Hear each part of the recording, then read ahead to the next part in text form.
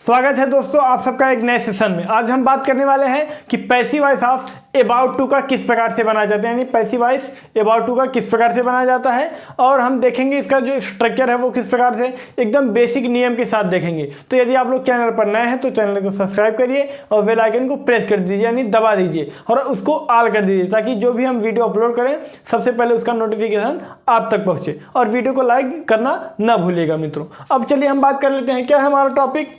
हमारा टॉपिक है passive voice of about to.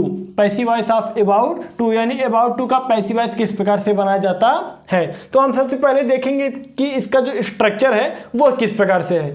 क्या है मित्रों, सब्जेक्ट, यानी पहले हम लिखेंगे सब्जेक्ट, सब्जेक्ट के बाद लिखेंगे मित्रों हम हेल्पिंग वर्ब, सब्जेक्ट के बाद क्या लिखेंगे हेल्पिंग वर्ब, हेल्पिंग वर्ब लिखने के बाद लिखेंगे मित्रों हम अबाउट टू, हेल्पिंग वर्ब लिख लेंगे, उसके बाद क्या लिखेंगे अबाउट टू, अबाउट टू लिखने के बाद लिखेंगे बी, उसके बाद वर्ब का थर्ड फॉर्म, उसके बाद ऑब्जेक्ट के पहले बाई, ऑब्जेक्ट और ईटीसी, उसके बाद हम फुल स्टॉप लगा देंगे।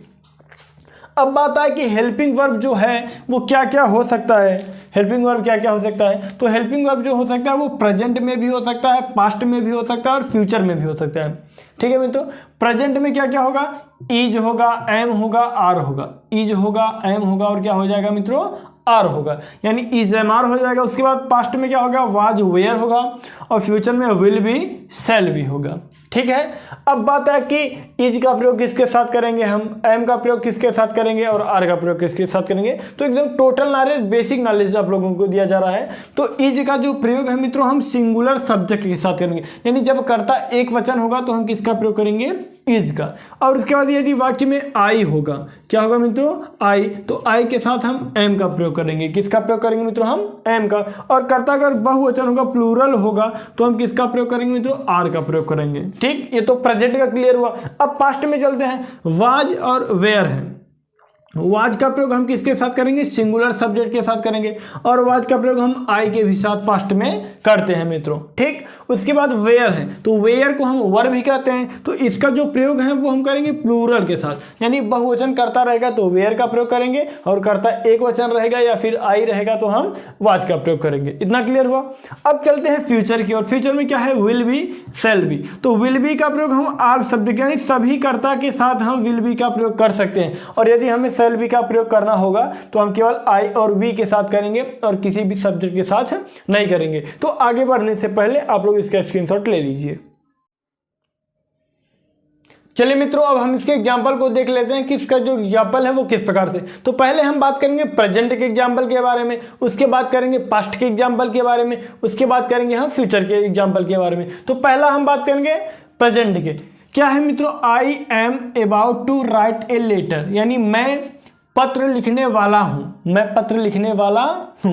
ये हो गया सब्जेक्ट, ये हो गया इतना हेल्पिंग वर्ब, ये हो गया वर्ब, ये हो गया ऑब्जेक्ट। तो सभी को पता है कि एक्टिव वॉइस का जो ऑब्जेक्ट होता है, एक्टिव वॉइस का जो ऑब्जेक्ट होता है वो पैसिव वॉइस में सब्जेक्ट बन जाता है। तो मित्रों हो जाएगा यहाँ ए लेटर, क्या हो जाएगा मित्रों ए लेटर। इतना क्लियर। अब ए लेटर एक वचन है तो एक वचन के साथ लगा देंगे मित्रों हम ईच। इतना क्लियर हुआ। इससे मतलब नहीं है कि ये एम है, आर है, इज से नहीं मतलब।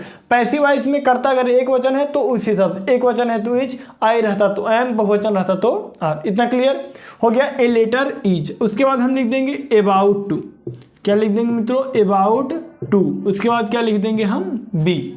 यहां तक तो क्लियर हो गया, यानी ए लेटर सब्जेक्ट हो गया, इतना हमारा हेल्पिंग वर्ब हो गया। अब राइट का हो जाता है रिटेन, थर्ड फॉर्म में इसका क्या हो जाता है मित्रों रिटेन। ऑब्जेक्ट के पहले हम क्या लिख देते हैं मित्रों बाई, और एक्टिव वॉइस का जो सब्जेक्ट होता है करता होता है वो ऑब्जेक्ट बन जाता है किसमें पैसिव वॉइस में। तो आई का जो ऑब्जेक्ट होता है मित्रों वो होता है मी, तो हम यहाँ क्या लिख दिए मित्रों मी। उसके बाद लगा दिए फुल स्टॉप। अगला क्या है, he is about to call you, यानी वह तुम्हें बुलाने वाला है, वह तुम्हें बुलाने वाला है। ये हो गया सब्जेक्ट, यहाँ तक हो गया हेल्पिंग वर्ब, ये हो गया वर्ब, ये हो गया ऑब्जेक्ट। तो एक्टिव वॉइस का जो ऑब्जेक्ट होता है वो पैसिव वॉइस में सब्जेक्ट बन जाता है। तो यू यहाँ हो जाएगा मित्रों यू। अब यहाँ इज है, अब यहाँ यू बहुवचन है तो बहु, इससे मतलब हमें ये बहुवचन है तो इसके साथ क्या लगा देंगे मित्रों हम आर। उसके बाद अबाउट टू, क्या लिख देंगे मित्रों, अबाउट टू बी। कॉल का थर्ड फॉर्म हो जाएगा मित्रों कॉल्ड। कॉल का थर्ड फॉर्म क्या हो जाएगा मित्रों, कॉल्ड। ऑब्जेक्ट के पहले लिख लेंगे बाई और ही का जो ऑब्जेक्ट है वो बन जाएगा मित्रों हिम। ही का जो ऑब्जेक्ट है वो क्या बन जाएगा, हिम। उसके बाद हम लगा देंगे फुल स्टॉप। अगला क्या है, Rakesh is about to tell me, यानी राकेश मुझे बताने वाला है। राकेश मुझे बताने वाला है। अब ये हो गया सब्जेक्ट, इतना हो गया हेल्पिंग वर्ब, ये हो गया वर्ब, ये हो गया ऑब्जेक्ट। तो ऑब्जेक्ट बन जाएगा सब्जेक्ट। तो जिस प्रकार यहाँ आई का ऑब्जेक्ट मी हुआ, उसी प्रकार मी का सब्जेक्ट क्या हो जाता है, आई। तो यहाँ मी का सब्जेक्ट क्या हो जाएगा मित्रों, आई। इतना क्लियर हुआ होगा। अब आई के साथ हम लगाएंगे एम। यहाँ इज है, आर है, उससे मतलब नहीं है। यहाँ क्या है, आई है, तो आई के साथ क्या लगा देंगे, एम। उसके बाद लिख देंगे मित्रों अबाउट टू। अबाउट टू उसके बाद लिख देंगे बी। टेल का जो थर्ड फॉर्म हो जाता है वो हो जाता है मित्रों टोल्ड। टेल का थर्ड फॉर्म क्या हो जाता है, टोल्ड।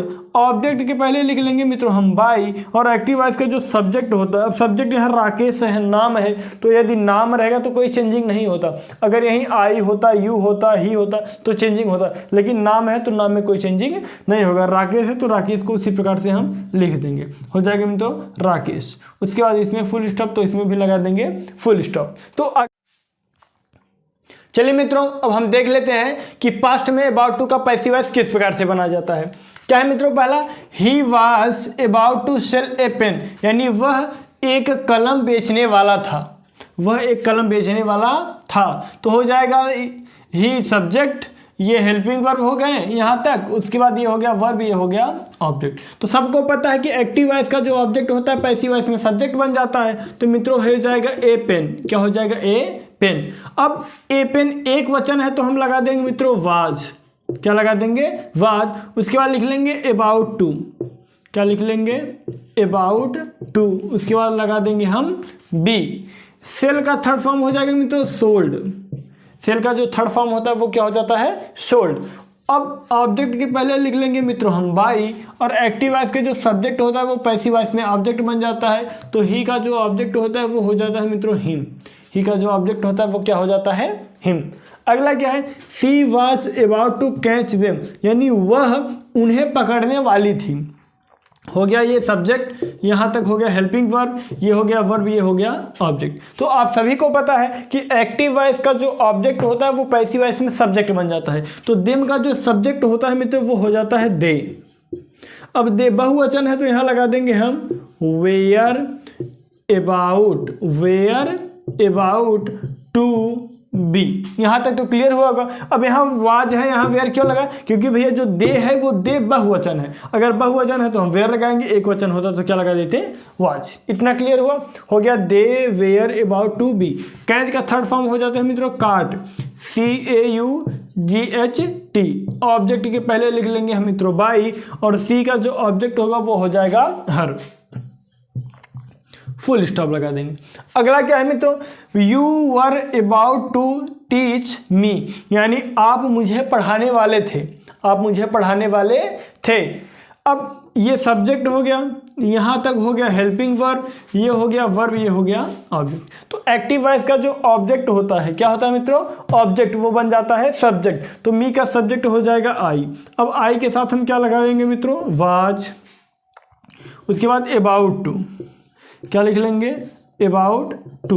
अब पैसिव वॉइस में एक साक्रिया क्या बढ़ जाती है, बी। टीच का थर्ड फॉर्म हो जाएगा टाट, TAUGHT।